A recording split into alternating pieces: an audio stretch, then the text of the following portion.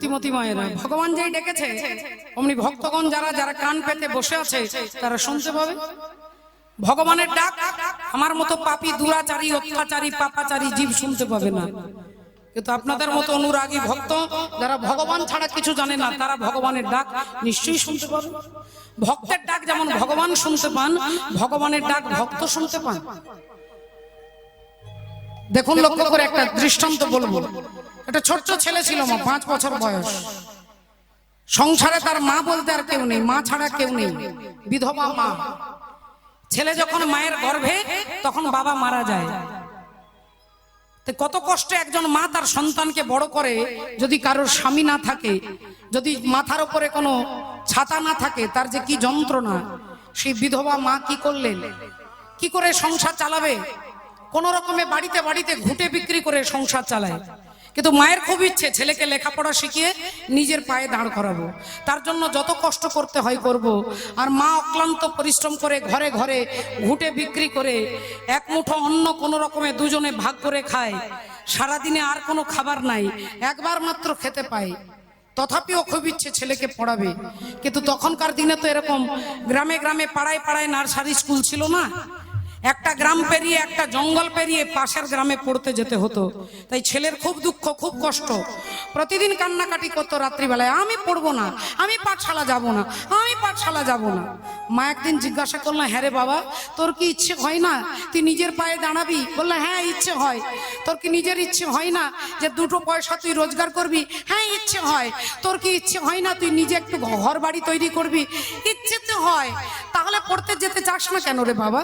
ছেলে বলল, মা পড়তে তো আমার ভালো লাগে, কিন্তু ওই যে পাঠশালা যেতে গেলে জঙ্গল পেরোতে হয়, ওই জঙ্গলটা পেরোতে আমার খুব ভয় করে মা। জানো কত বাঘ কত সিংহ চিৎকার করে, আর আমি ভয়ে তখন কাঁপতে কাঁপতে ছুটে ছুটে পাঠশালা যাই। তাই পাঠশালা যেতে আমার ভালো লাগলে ওই জঙ্গল পেরোতে ভয় করে। মা অমনি অভাগা মা কি করবে, সংসারে তো আর কেউ নেই। বিধবা মা বলে ফেললেন, মুখ দিয়ে বেরিয়ে গেল, ওরে যার কেউ নেই তার মধুসূদন আছে। তুই এক কাজ করিস বাবা, ওই জঙ্গল পেরোতে যদি ভয় হয় তুই মধুসূদন দাদাকে ডাকিস, দেখবি আর তোর ভয় হবে না। ছেলে ভাবলো তাহলে জঙ্গলে মধুসূদন দাদা থাকে। আর অমনি পরের দিন পাঠশালা যাবে, মায়ের কথার উপরে বিশ্বাস করে 100% বিশ্বাস করে জঙ্গলে দাঁড়িয়ে চিৎকার করে ডাকলেন, মধুসূদন দাদা, মধুসূদন দাদা। আর যেই মধুসূদন দাদা বলে ডেকেছেন, অমনি পরমাত্মা ভগবান ভক্তের ডাকে সাড়া না দিয়ে থাকতে পারে না বাবা। ভক্তের ডাকে সাড়া না দিয়ে থাকতে পারে না। লোকে বলে কৃষ্ণ পাষাণ সাড়া দিতে জানে না, আর মন বলে আকুল হয়ে কেউ তো তারে ডাকে না, কেউ তাকে ডাকে না। রাধে রাধে, হরি বল, হরে কৃষ্ণ। ভক্তমণ্ডলী, ভক্তিমতী মায়েরা, আস্তে আস্তে মা ওকে ওর কাছে যাবেন না, ও তাহলে ভয় পেয়ে যাবে। হ্যাঁ ওকে, জয় রাধে। ওর কাছে যে কেউ যাবেন না, ও নিজে নিজেই ছড়ে যাবে। হ্যাঁ হ্যাঁ,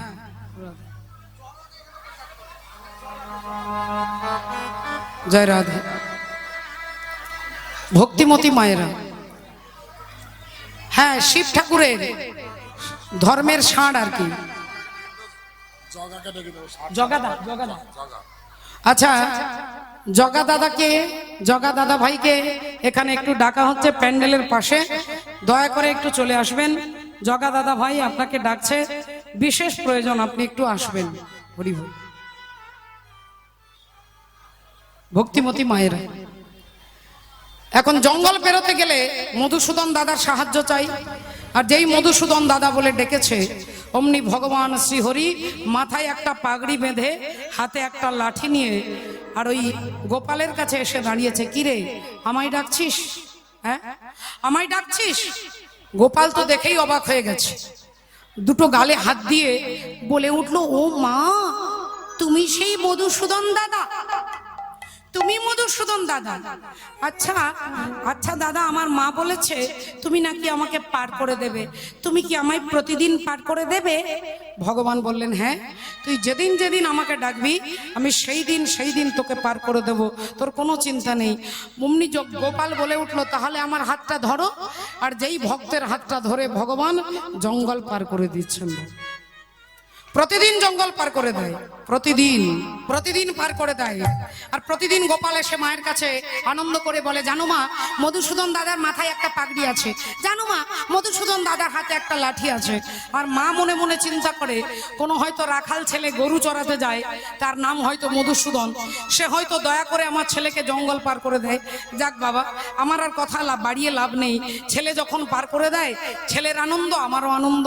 এভাবে পাঠশালায় পড়তে পড়তে একদিন যেই পাঠশালায় পড়তে যায়, সেই পাঠশালায় গুরুমশাই তার মা মারা গেছেন। তাই গুরুমশাইয়ের মা মারা গেছে, শ্রাদ্ধের জন্য ছাত্রদের কাছে সাহায্য চাইছে। তা হ্যাঁ রে বাবা, আমার মায়ের শ্রাদ্ধে তোরা কিছু দিবি না? কোনো ছাত্র বলল, গুরুমশাই আমি চাল দেব, কেউ বলে আমি ডাল দেব, কেউ বলে আমি তেল দেব, কেউ বলে আমি চিনি দেব, সবাই বলে দেব। এমন সময় গুরুমশাই গোপালকে বলছে, হ্যাঁ রে বাবা গোপাল, তুই কিছু দিবি না? গোপাল বলল, গুরুমশাই আজকে রাত্রে মাকে জিজ্ঞাসা করে কালকে আপনাকে বলবো কি দেব। তাই রাত্রিবেলায় মায়ের কোলের কাছে শুয়ে মাকে জিজ্ঞাসা করছে, মা, গুরুমশাইয়ের মা মারা গেছে, আমরা কি দেব মা? ও মা, আমরা কি দেব? মা ছেলের মাথায় হাত বুলিয়ে বলছে, হ্যাঁ রে বাপ, আমরা তো বড্ড গরিব, কোন রকমে ঘুটে বিক্রি করে সংসার চলে রে বাবা। তাই তুই তোর গুরুমশাইয়ের পায়ে ধরে বলবি, গুরুমশাই আমার মা বলেছে আমরা বড্ড গরিব, আমরা কিছু দিতে পারবো না, আমরা কিছু দিতে পারবো না। কথাটা শুনে গোপালের অন্তরটা কেঁদে উঠলো, কিন্তু কি করবে, মায়েরও ক্ষমতা নেই, আর আমিও সে কথা গুরুমশাইকে বলতে পারবো না। সারা রাত্রি কেঁদে কেঁদে সকাল হয়েছে, চুলগুলো উস্কো খুস্কো, চোখগুলো লাল লাল, মনের দুঃখে বই খাতা নিয়ে হাঁটতে হাঁটতে জঙ্গলের কাছে দাঁড়িয়ে যেই মধুসূদন দাদাকে ডেকেছেন, অমনি ভগবান বললেন, কিরে তোর মুখ দেখে মনে হচ্ছে সারা রাত ঘুমোসনি, সারা রাত্রি তুই ঘুমোসনি, কি হয়েছে বলবি তো? অমনি গোপাল বলল, জানো জানো মধুসূদন দাদা, গুরুমশাইয়ের মা মারা গেছে, শ্রাদ্ধের জন্য সাহায্য চাইছে, কিন্তু আমার মা বলেছে আমরা বড্ড গরিব, আমরা কিছু দিতে পারবো না। ও, তুই এর জন্য বুঝি কাঁদছিস? তা হ্যাঁ রে পাগল ছেলে, কাঁদছিস কেন? যা যা তোর গুরুমশাইকে গিয়ে বলবি, যা যে আপনার মায়ের শ্রাদ্ধে বলবি আমি দই দেব। কিন্তু মধুসূদন দাদা, আমার মা বলেছে আমরা বড্ড গরিব, কি করে দেব? ওরে পাগল ছেলে, তোর মা দেবে কেন? আমি তো তোকে দই দেবো, আর তুই নিয়ে গিয়ে গুরুমশাইকে দিবি। কি মজা, কি মজা, কি মজা, এটাই আমি বলবো। ছুটতে ছুটতে এসে গুরুমশাইকে বলছে, গুরুমশাই আপনার মায়ের শ্রাদ্ধে যত দই লাগবে আমি দেব। এখন গুরুমশাইও বিশ্বাস করে নিয়েছে, এরকম একটা প্যান্ডেল করেছে, 500 জন নেমন্তন্ন করেছে, সবাই বসে গেছে শ্রাদ্ধের খেতে। একটা করে পাতা দিয়েছে, নুন দিয়েছে, অন্ন দিয়েছে, শাক শুক্তো দিয়েছে। এবার ধীরে ধীরে পরিবেশন করতে করতে এবার তো দই দিতে হবে, কিন্তু এখনো পর্যন্ত গোপাল দই নিয়ে এলো না। গুরুমশাই একবার ঘরে যাচ্ছে, একবার বাইরে যাচ্ছে। ছাত্ররা সবাই বলছে, গুরুমশাই আপনি ওকে বিশ্বাস করেছেন, ওর মা আমাদের বাড়িতে ঘুটে বিক্রি করতে আসে, আর ওর মা আপনাকে দই দেবে, আপনি বিশ্বাস করলেন? গুরুমশাই লজ্জা লেগে গেছে, তাহলে এবার আমি কি করব? এমন সময় দেখলেন দূর থেকে গোপাল একটা দইয়ের ভাণ্ড হাতে করে নিয়ে আসছে, আর ছুটতে ছুটতে এসে বলছে, গুরুমশাই এই নিন, এই নিন গুরুমশাই, এই নিন। গুরুমশাই বললেন, এই ছোট্ট একটা দইয়ের ভাণ্ড, আর দই কোথায়? কিরে আর দই কোথায়? আগে আর তো দই নেই। এই 250 গ্রাম দই এনেছিস, আমি 500 জনকে নেমন্তন্ন করেছি, আর তুই 250 গ্রাম দই এনেছিস? সত্যি করে বল, সত্যি করে বল তুই কি করেছিস? গুরুমশাই এই দইটাই তো আমাকে দিল। ও, তাহলে তুই আমাকে অপমানের ব্যবস্থা করেছিস না, তোকে আমি ছাড়বো না। দাঁড়া। দইয়ের ভাণ্ডটা একটা ছাত্রের হাতে ধরিয়ে দিয়ে, আর গুরুমশাই রেগে গিয়ে ঘরের ভেতর থেকে মোটা একটা লাঠি বার করেছে, আর লাঠি নিয়ে আপাদ মস্তক মারছে, আর বলছে, বল বল তুই কি চাচ্ছিস, বল তুই তুই আমাকে অপমান করতে চেয়েছিস। বারবার লাঠি দিয়ে মারছে আর গোপাল দাঁড়িয়ে দাঁড়িয়ে মার খাচ্ছে আর অসহ্য যন্ত্রণায় বলছে, গুরু মশাই আমার বড্ড লাগছে, গুরু মশাই আমার বড্ড লাগছে, আমাকে মারবেন না গুরু মশাই।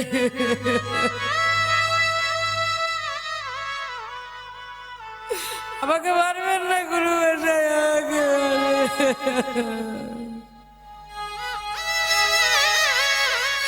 আমাকে মারবেন না।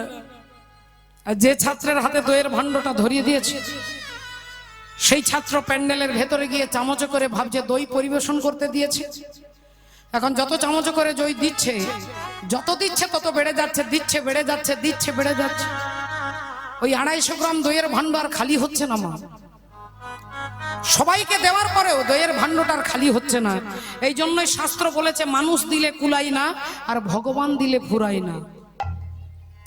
ভগবান যদি দেয় সেটা কখনো শেষ হবে না, আর মানুষ দিলে বলে আপনার মন ভরবে না। এটাই জগতের নিয়ম। দইয়ের ভাণ্ডটা যখন খালি হচ্ছে না, ছাত্র ছুটে এসে গুরুমশাইকে দেখছে গোপালকে মারছে। তখন ছাত্র ছুটে এসে বলছে, গুরুমশাই এ কেমন দইয়ের ভাণ্ড গো, সবাইকে দই দিলাম কিন্তু দইটা শেষ হচ্ছে না গুরুমশাই, দইটা শেষ হচ্ছে না। গুরুমশাই দাঁড়িয়ে গেছে, হাতের লাঠিটা হাত থেকে পড়ে গেছে। বলিস কি? হ্যাঁ গুরুমশাই। দেখবেন আসুন, প্যান্ডেলে এসে দেখছে সবার পাতাতে দই, কিন্তু দইয়ের ভাণ্ডটা যেমন তেমনি আছে। গুরুমশাই ছুটে বেরিয়ে গোপালের পিঠে বুকে হাতে হাত বুলিয়ে বলছে, ওরে বাপ তোর বড্ড লেগেছে না বাবা, তোর বড্ড লেগেছে না? সত্যি করে বলতো বাবা, এই দইয়ের ভাণ্ড তুই কোথায় পেলি? এই দইয়ের ভাণ্ড তুই কোথায় পেলি? সত্যি করে বল। গুরু মশাই আমার মা বলেছে আমরা বড্ড গরিব, আমার তো বাবা নেই, মা ঘুটে বিক্রি করে, এই দইয়ের ভাণ্ড আমার মা দেয়নি, আমার মধুসূদন দাদা দিয়েছে।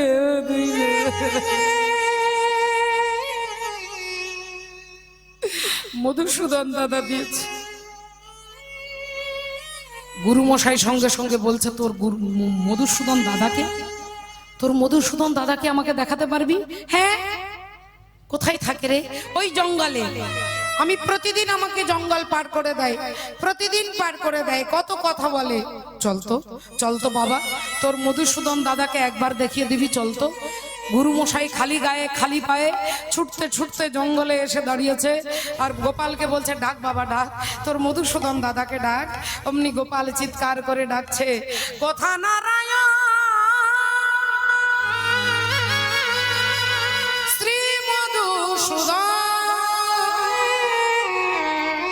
দিনের দয়া দীনবন্ধু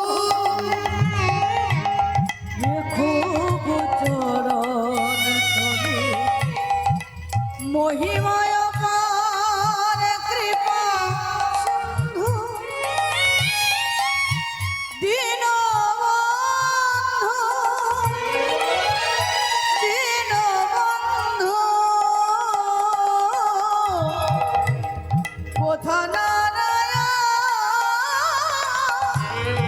শ্রী মধুসূদন দিনের দয়া দীনবন্ধু রেখো চরণ তলে মহিমায় পার কৃপা সিন্ধু দীনবন্ধু।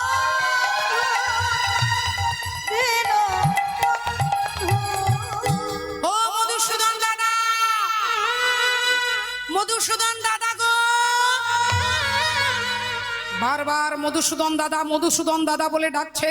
গুরুমশাই গোপালকে বলছে, হ্যাঁ রে বাবা গোপাল, তুই মিথ্যে কথা বলিসনি তো?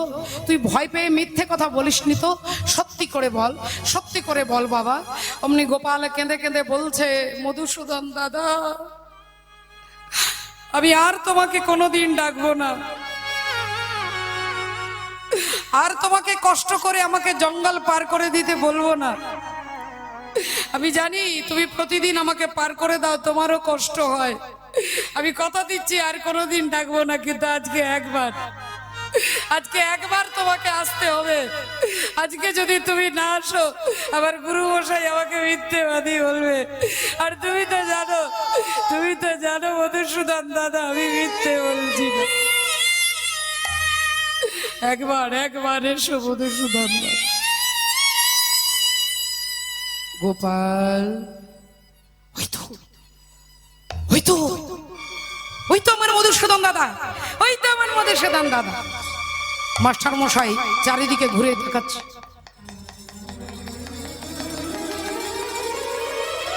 কোথায় কোথায় তোর মধুসূদন দাদা?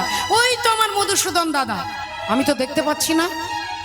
মধুসূদন দাদা, আমার গুরু মশাই না তোমাকে দেখতে পাচ্ছে না। ভগবান বললেন, তুই কি চাস যে তোর গুরু মশাই আমাকে দেখুক? বলে হ্যাঁ। তাহলে তোর গুরু মশাইকে বল, যেখানে ভক্তের ওপরে সন্দেহ করে, যেখানে কে ভক্তকে আঘাত করে, সেখানে আমি থাকি না। তোর গুরু মশাইকে বল, যদি তোর কাছে ক্ষমা চাইতে পারে তাহলে আমাকে দেখতে পাবে। আর অমনি বৃদ্ধ গুরু মশাই এই বাচ্চা ছেলেটার কাছে হাত জোড় করে বলছে, ওরে বাপ গোপাল, তুই আমাকে ক্ষমা করে দে বাবা। অমনি গোপাল বুঝতে পারছে না, বললেন আপনি আমার কাছে ক্ষমা চাইছেন কেন? আপনি তো আমার গুরু। গুরু মশাই বললেন, ওরে এতদিন আমি তোর গুরু ছিলাম, তোকে আমি পড়িয়েছি কোনটা ক কোনটা খ কোনটা গ, আমি তোকে অক্ষর দেখিয়েছি। আর তুই আমাকে যাকে দেখাচ্ছিস তিনি হচ্ছেন অক্ষর ব্রহ্মজ। হরি বল। সেই পরমাত্মা পরব্রহ্ম ভগবানকে তুই দেখেছিস। এতদিন আমি তোর গুরু ছিলাম, আজ থেকে তুই আমার গুরু হলি। তুই আমার গুরু হলি, তুই আমার গুরু হলি। আমায় ভগবানে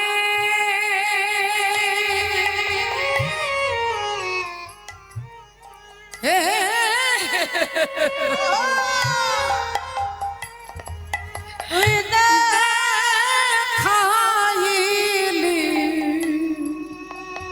ওরে তুই আমার গুরু হলি। তুই যে ভগবানে দেখাইলি, তুই আমার গুরু হলি। ওরে ভগবানে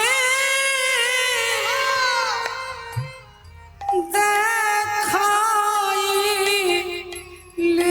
আমার নামে জনম ধন্য কইলি, তুই ভগবানে দেখাইলি। আমার জনম ধন্য কইলি, তুই ভগবানে দেখাইলি। জনম ধন্য কইলি, শ্রী গুরু নিতাই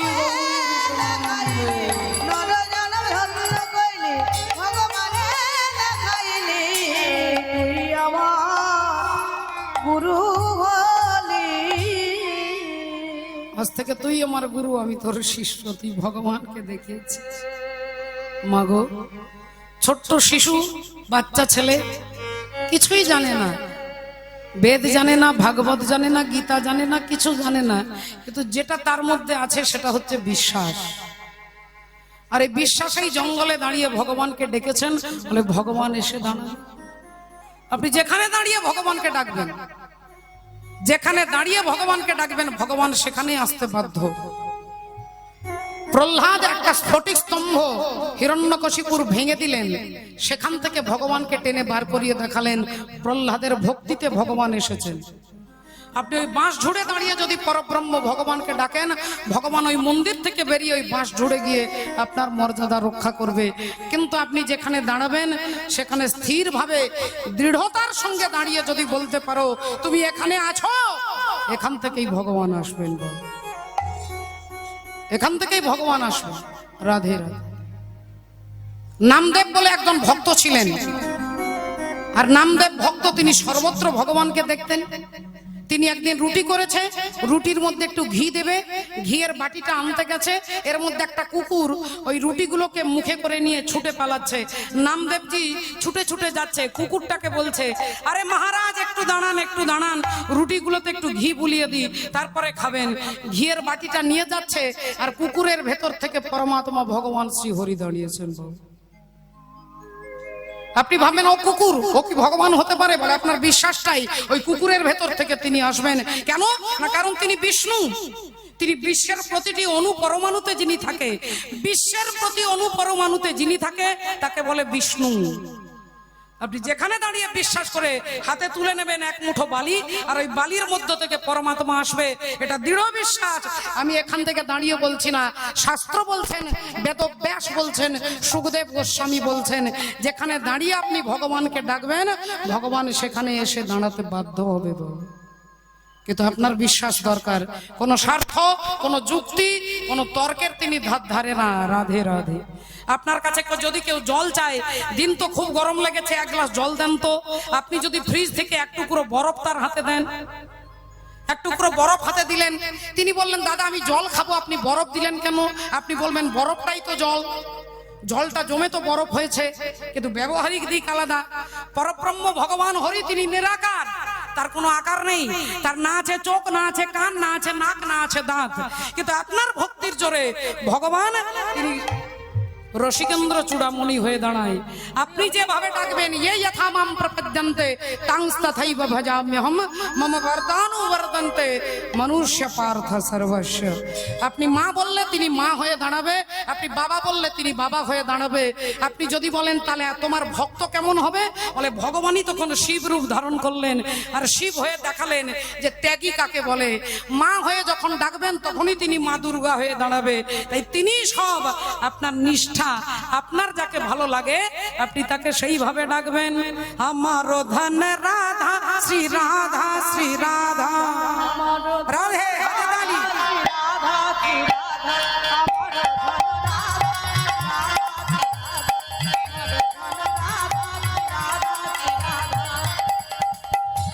জীবন ধন রাধা রাধা রাধা রাধা রাধা,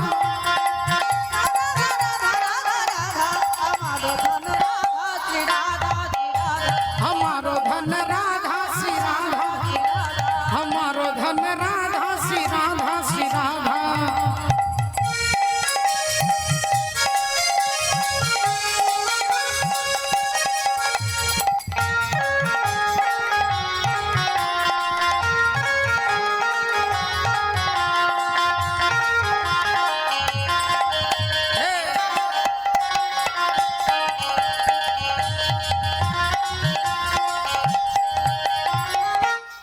আপনার ভালোবাসার উপরে ভগবান দাঁড়িয়ে আছেন, সেই ভগবানকে আপনি ভক্তি করে ডাকলে তিনি না এসে থাকতে পারবে না।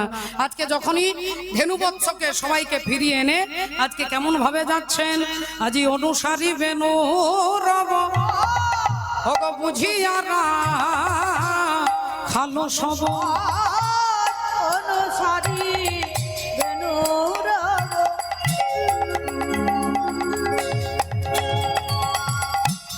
বুঝিয়ারা ভালো সব আসি আমি লীলামি সুখে গো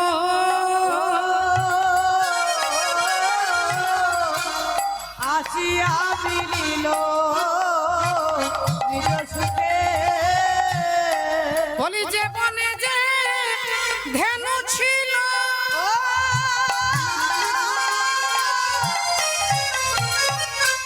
ফিরাইয়া পত্র কইল যে বনে যে ধেনু ছিল,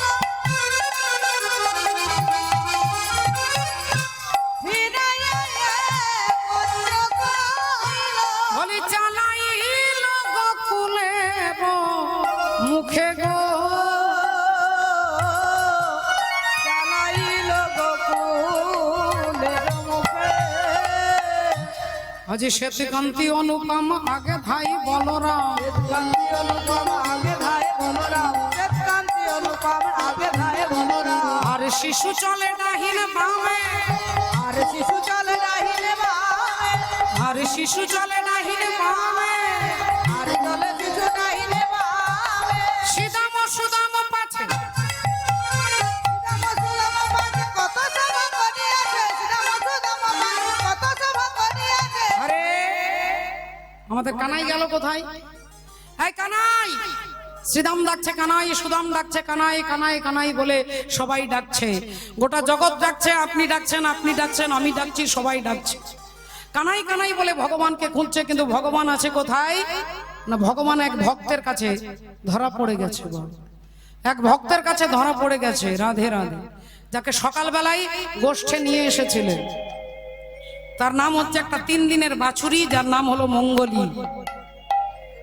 আর ওই মঙ্গলী 3 দিন আগে যার জন্ম হয়েছে, ভগবান সকালবেলায় গোষ্ঠে চলে যাবে, এমন সময় হাম্বা হাম্বা বলে ডেকে উঠল।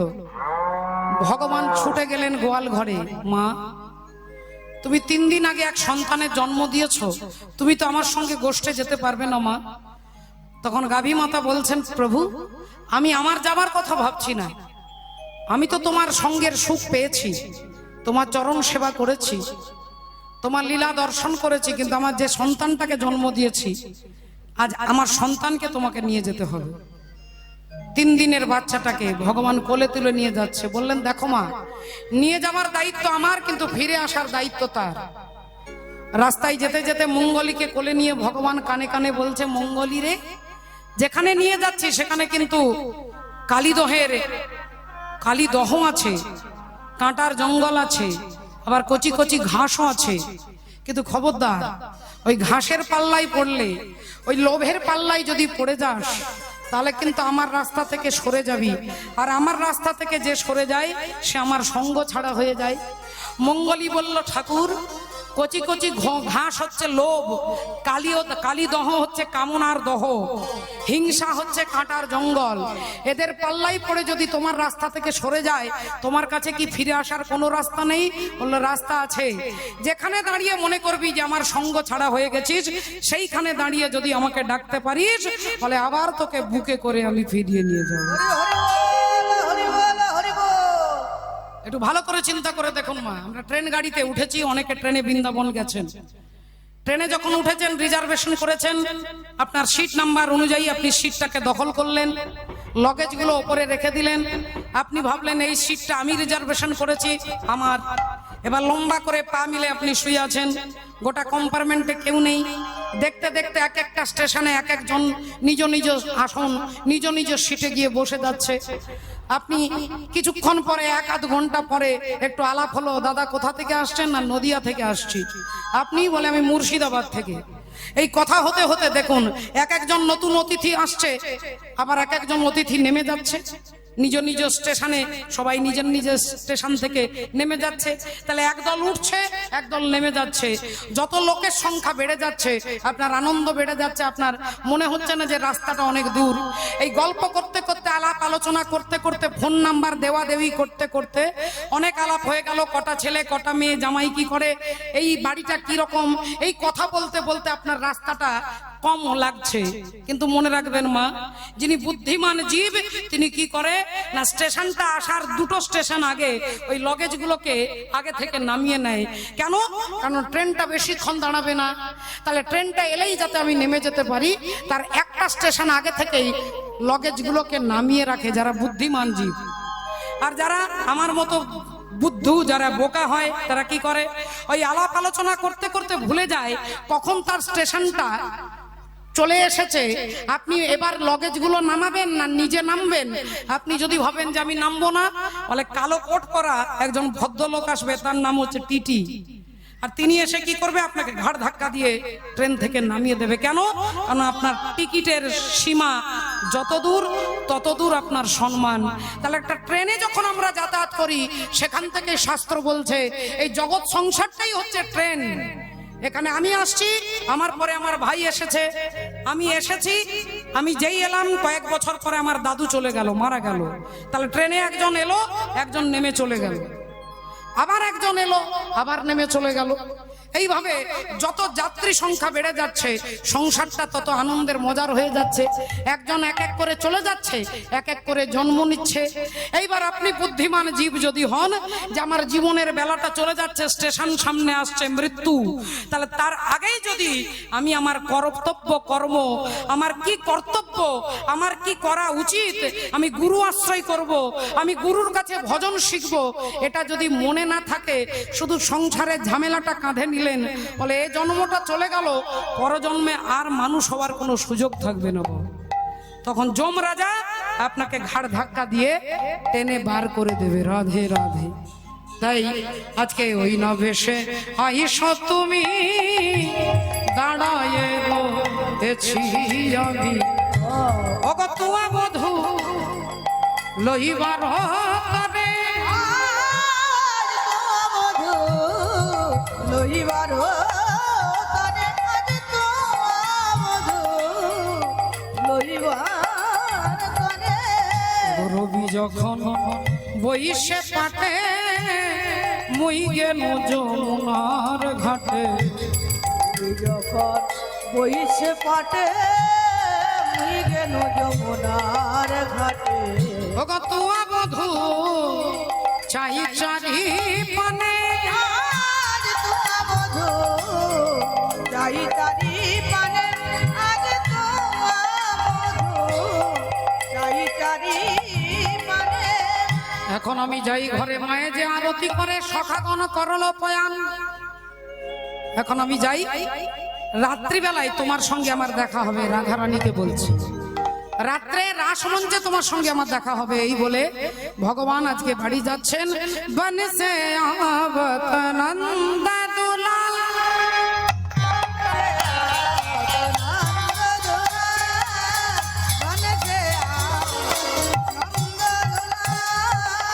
গোধূলি ধূসর শ্যামকালে অজানুল বিতবনা, বনসে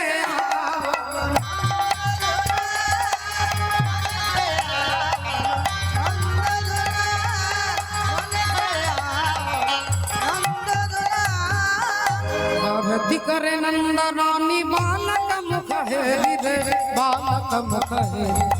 आरती करे नंदरानी, बालक मुख हेरी रे, बालक मुख हेरी। गाओ तो नबना गरी गण, সখালো সব হেরি রে, রাখালো সব ঘেরি রে, রাখালো সব ঘেরি রে, রাখালো সব ঘেরি রে।